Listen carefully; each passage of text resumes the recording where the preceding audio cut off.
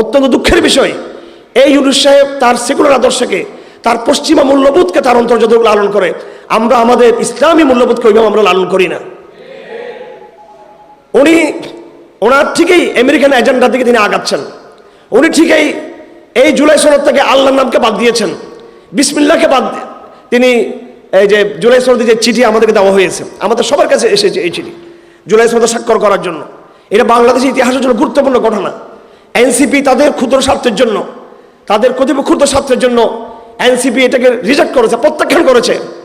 এটা বস্তুবাদী স্বার্থ ছিল, দুনিয়াবী স্বার্থ ছিল, দুনিয়াবী বয়ানের কারণে তাদের ইন্টারেস্টের বিষয় ছিল এখানে। তাদের কিছু যতই তারা সেটাকে তাদের জাতীয় মূল্য, জাতীয় ইন্টারেস্টের কথা বলুক, এটা তাদের জাতীয় স্বার্থের চেয়েও তাদের দলীয় বিষয়টা এখানে গুরুত্বপূর্ণ ছিল।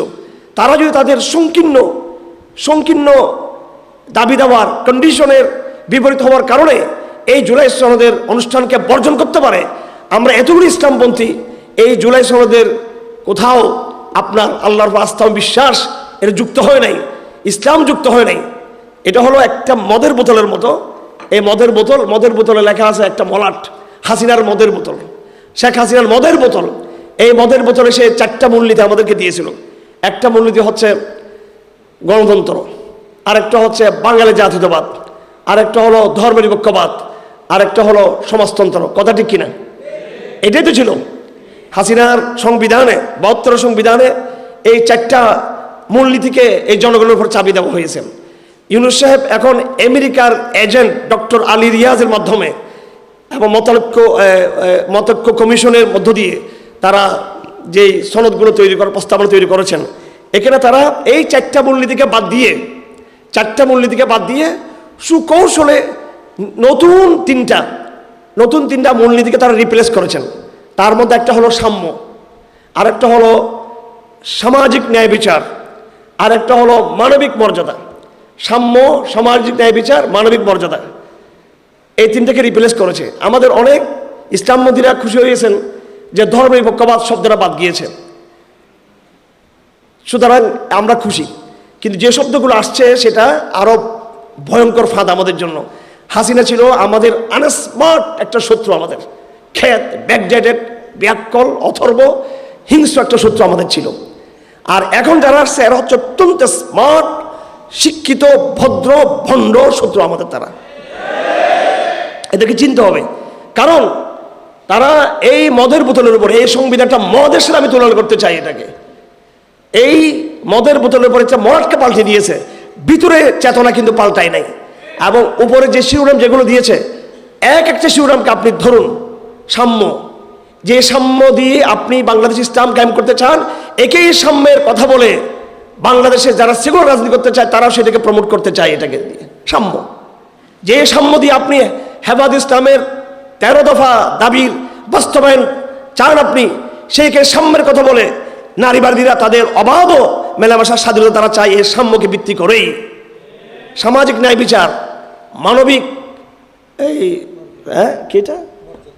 মানবিক মর্যাদা, সামাজিক ন্যায় বিচার, এগুলো এমন সমস্ত টার্ম যেগুলো দিয়ে যেই আদর্শ আপনি বাস্তবায়ন করতে চান, আপনার এগেইনস্টে যে সেকুলার আদর্শ সেটাকে তারা বাস্তবায়ন করতে চায়। ধর্মনিরপেক্ষবাদ লিখলে মানুষ এটা ঘৃণা করবে, এই জন্য এগুলোকে সরিয়ে নতুন শব্দ নিয়ে আসা হয়েছে। আজকে আমি আপনাদের সামনে যে কথাগুলো বলতে চাই, আমি এই কথাগুলো হুট করে আমার মাথায় ঢুকছে সেটা না। কেমন বাংলাদেশ হবে 2024 সালে, যে একটা বাংলাদেশ, নতুন একটা বাংলাদেশ তৈরি হয়ে গেল, হাসিনা পরবর্তী, পোস্ট হাসিনা পরবর্তী বাংলাদেশ কেমন হবে, আমি কসম খেয়ে বলতে পারবো যে এই বিষয়টা আমি 10 বছর আগে বিভিন্নভাবে বারবার আমি বলছি যে এখানে কি হতে যাচ্ছে। এখানে ভারত পন্থা চলে গিয়ে একটা মার্কিন পন্থার স্মার্ট একটা সেকুলারিজম এখানে প্রতিষ্ঠা হবে। এখানে হাসিনার আমলে বুদ্ধিজীবী ছিল, শাহরিয়ার কবিররা ছিল কালচারাল মাস্টার মাইন্ড এই বিগত হাসিনা আমলের। আর এখন কালচারাল, শুধু কালচারাল না, Jio political, cultural, political master mind হচ্ছে ডক্টর আলী রিয়াজ। এই নামটা আমরা জানি না, কত দুর্ভাগ্য আমাদের, আমরা ওদেরকে চিনি না, নামও জানি না। তারা আমাদের সংবিধান রচনা করতেছেন, তারা আমাদের সনদ রচনা করতেছেন, এবং এদের ফাঁদ আমরা পা দিচ্ছি। একজন ব্যক্তি দাঁড়িয়ে বলতে পারেন নাই যে জুলাই সনদে বিসমিল্লাহির রহমানির রহিম লেখা নাই, জুলাই সনদে আসসালামু আলাইকুম শব্দ নাই চিঠিতে, জুলাই সনদের চিঠিতে। আসসালামু আলাইকুম বিহীন, আল্লাহু আকবার এই শব্দ বিহীন, বিসমিল্লাহ বিহীন এই সনদে আমরা কেউ স্বাক্ষর করব না। মুসলমানদের দেশ এটা, মুসলিম দেশ এটা, এটা বাংলাদেশ, এটা মুসলিম বঙ্গ, এটা আসল হচ্ছে মুসলিম বাংলাদেশ, মাশরাকি পাকিস্তান এগুলো পরের কথা, এটা আসল পরিচয় মুসলিম বঙ্গ। কথা ঠিক কিনা? মাশরাকি পাকিস্তান এটা আমাদের পরিচয় ছিল না, এই পরিচয় মানি না আমরা মাশরাকি পাকিস্তান। এইভাবে এটা বাংলাদেশ, এই পরিচয় হচ্ছে বড় পরিচয়, এটা মুসলিম বঙ্গ। এটা ইতিহাস পড়ে দেখুন, ভারতবর্ষের আর্যরা যখন এসেছিল সমস্ত কিতাবে বইগুলোতে ইতিহাসের ভারতের সিলেবাসের বইগুলো খুব দামি দামি বই, এগুলো একেবারে আমাদের কলেজ বিশ্ববিদ্যালয়ে যারা টিচার আছেন বর্তমানে তাদের যারা শিক্ষক তাদের লেখা বইগুলো, হিন্দু শিক্ষকরা, মুসলিম শিক্ষকরা এবং ইংরেজ টিচাররা যারা গবেষণা করেছে। আর্যদের প্রভাব এই বাংলাদেশে বিস্তার করতে পারে নাই। আর্যদের প্রভাব ছিল মধ্য হিন্দুস্তানে বেশি প্রভাব বিস্তার করেছে, তারা এখানে প্রভাব বিস্তার করতে পারে নাই। তারা পূর্ব দিকে তারা এইভাবে আসতে পারে নাই। এই পূর্ব দিকে সাহাবে কেরাম নোয়াখালীতে, চট্টগ্রামে অনেক আগে এখানে ইসলামের আগমন ঘটেছে উপকূলীয় অঞ্চলগুলোতে। তারপরে এখানে মুসলিম দরবেশদের, শাসকদের, মুজাহিদদের তলোয়ার এখানে গর্জে উঠেছিল। এবং যারা একসময় সুফি ছিলেন, শাহ জালাল বলি, শাহ মখদুম বলি, শাহ পরাণ বলি, আমাদের ভারতবর্ষের আরও পরে গিয়ে যারা শামিলি যুদ্ধ করেছিলেন, এমদাদুল মহাজের মক্কি বলি, এরা এমন এক একজন দরবেশ যাদের দরবেশিগুলো আমরা চর্চা করি, যাদের সুফিজমের কথা আমরা বলি, কিন্তু এরা প্রত্যেকেই ময়দানের লড়াকু সৈনিক ছিলেন। এরা মোল্লা ওমর ছিলেন এক একজন, এরা এই সময়ের। আবার অলসো ওয়াজ তারা সুফি ছিলেন, তারা সুফি ছিলেন, দুটোই ছিলেন। তো এইভাবে সুফিরা, মুজাহিদিনরা, মুসলিম শাসকরা, ওলামায়ে কেরাম এই মুসলিম বঙ্গটাকে তৈরি করেছেন। কথা ঠিক নাকি বেঠিক? নাহলে আমি আপনি কোত্থেকে আসলাম? এটা তৈরি করা হয়েছে, এটা শত বছর, হাজার বছরের ইতিহাস জড়িত এটা মুসলিম বঙ্গ। এই আত্মপরিচয়কে বাদ দিয়ে আওয়ামী লীগ চেতনার কথা বলে মুক্তিযুদ্ধের বাংলাদেশ প্রতিষ্ঠা করতে চাইছিল, একত্রের বাংলাদেশ। সেই মুসলিম বঙ্গকে একত্রের মধ্যে সীমাবদ্ধ করে দিতে চেয়েছিল। আর এখন যারা আসছে এদেরকে আমরা নিবিড়ভাবে আমরা পর্যবেক্ষণ রাখছি। এটা এমন না যে 5 আগস্টের পরে আমরা তাদেরকে চিনি, তা না, এদেরকে আমরা আগে থেকে চিনি। এরা ক্ষমতা আসার জন্য প্রিপারেশন নিচ্ছে বহু আগে থেকে। ইসলামপন্থীদের, মাফ করবেন আমাকে, আমাদের বুদ্ধিশুদ্ধি ওদের তুলনায় অনেক কম, আমাদের। ওরা সিট হিসাব করে না যে আমরা কয়টা সিট পাবো, ওরা হিসাব করে নেগেটিভ, যে আমরা কি নেগেটিভ দিব বাঙালিদেরকে, ওরা এটা হিসাব করে। ওরা আন্তর্জাতিক লবিটা মেনটেন করে, ওরা দেশের সংস্কৃতিকে তারা চর্চা করে। আমাদের সাংস্কৃতিক কোনো প্রিপারেশন আমাদের নেই। আমরা মনে করতেছি গাছের উপরে উঠলেই বস আমি মনে হয় গাছের রাজা হয়ে যাবো, গাছের গোড়া তো কিন্তু ঠিক নাই। কিন্তু এই জন্য আলী রিয়াজের যে প্রিপারেশন নিয়েছে মার্কিনপন্থীরা বাংলাদেশে নতুন বাংলাদেশ করার জন্য, এরা আমি 2016 সালে আমি জেল থেকে বের হয়েছি, 17 সাল থেকে আমি দেখতেছি, 17, 18, 19, 20 সাল, 21 সাল আবার জেলে গেলাম।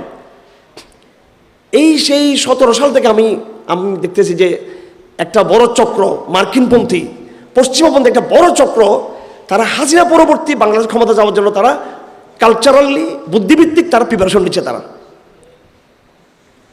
আলী রিয়াজের অনেকগুলো বই আছে, এই বইগুলো পড়বেন, আপনি বুঝবেন যে এখন যেটা হচ্ছে বাংলাদেশে, এগুলো আরো 5 বছর আগে তারা লিখছে এগুলো বইয়ের মধ্যে। এগুলো আপনি একটা বই ইসলামপন্থী দেখাতে পারবেন না, যে হাসিনা পরবর্তী কেমন বাংলাদেশ হবে, এটার জন্য কোনো একটা বয়ান কারো ইসলামপন্থী দল আপনি দেখাতে পারবেন না।